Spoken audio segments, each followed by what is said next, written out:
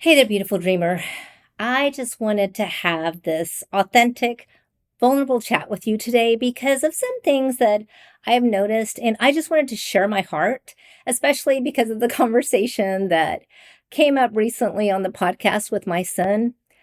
I want to tell you why I'm here and some of the things that I've noticed, and maybe let this be a vulnerable confession of sorts. But I want you to also hear my heart and understand where I'm coming from. And the reason is because my son talked about how he knew me and the conversations that we had. And I was listening to a podcast the other day, and it was talking about our voice. And this is the thing, I recognize that what I'm doing, like, this isn't anything that I chose to do. I just felt compelled that this was a calling from God, that I was here to encourage you, to build you up, to coach you, to help guide you along the way to becoming the woman that you were created to be, to help you set those goals, pursue those goals, and achieve those goals.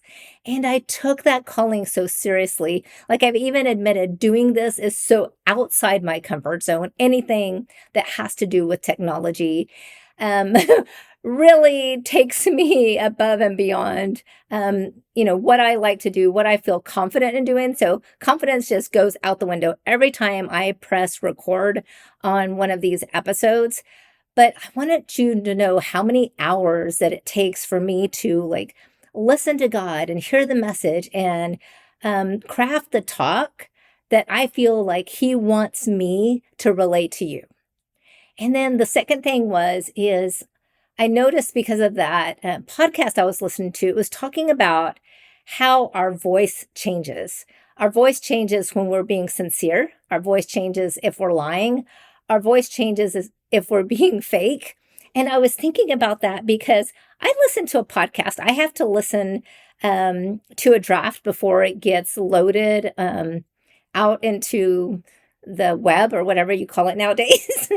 And I listened to one of my podcasts and I didn't even like listening to me. I didn't feel like I sounded like myself. I could remember like sometimes I feel like this is a timely message that I have to get out to you, and I want to get it out by tonight or tomorrow. And so sometimes I'm rushed, or other times, and just like I just cleared my throat, these things may happen to you. You're rushing to, go to an event or, get to work or whatever. And everything happens, like the kids spill the milk or, the cat rips your dress. And sometimes when I'm recording these messages, that's what happens. It's like one thing after another goes wrong, and I have to start over, and I have to start over, and I have to start over. And then I feel like by the time I get to the finished draft, um, you can hear the frustration in my voice because I am trying to get this out to you. And I have heard that you don't have to do it perfect. You just have to get it done. And I'm not always happy with what goes out there, but I am so happy with the message that I know I'm supposed to relay to you. So when you hear my voice, I want you to hear my heart in the message as well. And this came up the other day because I was at the office and I was listening to a friend. And then you know how this happens, like somebody walks into the room and their voice changes because when somebody comes to the door, when somebody comes to your office, your voice changes an octave. Like, and it's like, oh, how are you? It's so good to see you. Or how can I help you? And we used to make fun of my mother when I was a little girl because she could be like disciplining us as children, like clean your room and I told you and blah, blah, blah. And the phone would ring and she would pick up the phone and go, hello, how are you doing? And her voice would change. And so I just want you to understand with me, like when I came to that realization that the other day, I mean, even a revelation of how we do that with our voice. But that doesn't mean that you are insincere in greeting that person who comes in the door. It doesn't mean that you're being fake when you answer the phone.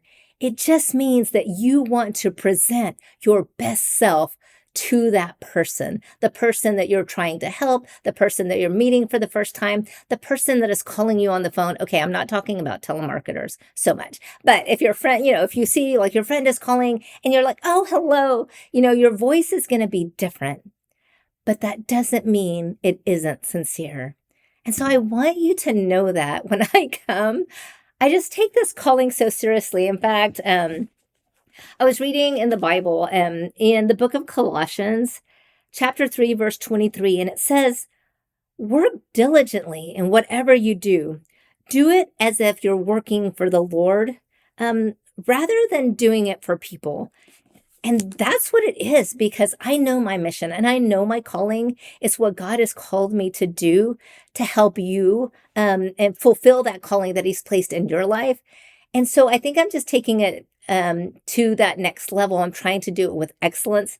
And sometimes the excellence changes the octave in my voice.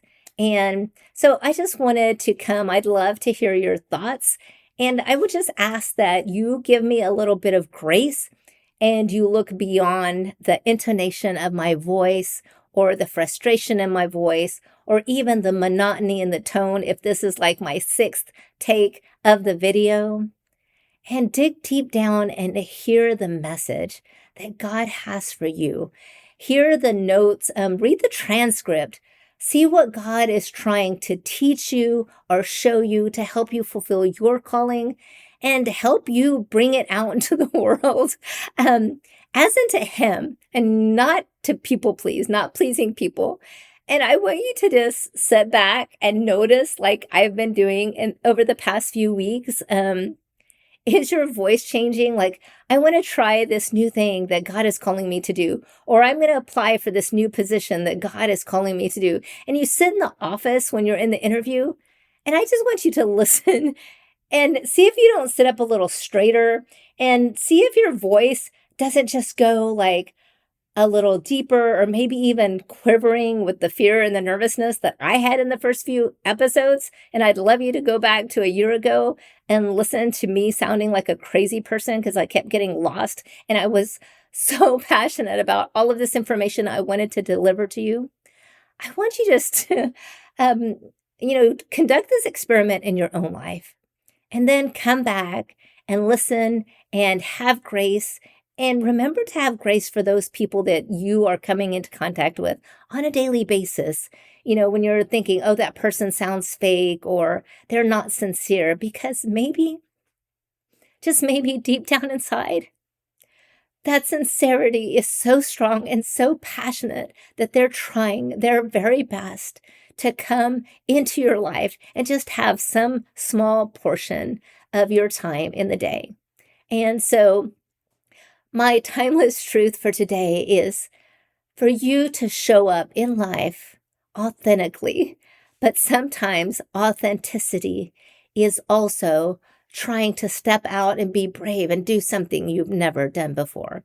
So, as I venture forward in this podcast that I am shipping out to you every week or every other week as time may allow, I just want you to know that I am pursuing living life authentically for you, and I pray that you do the same thing.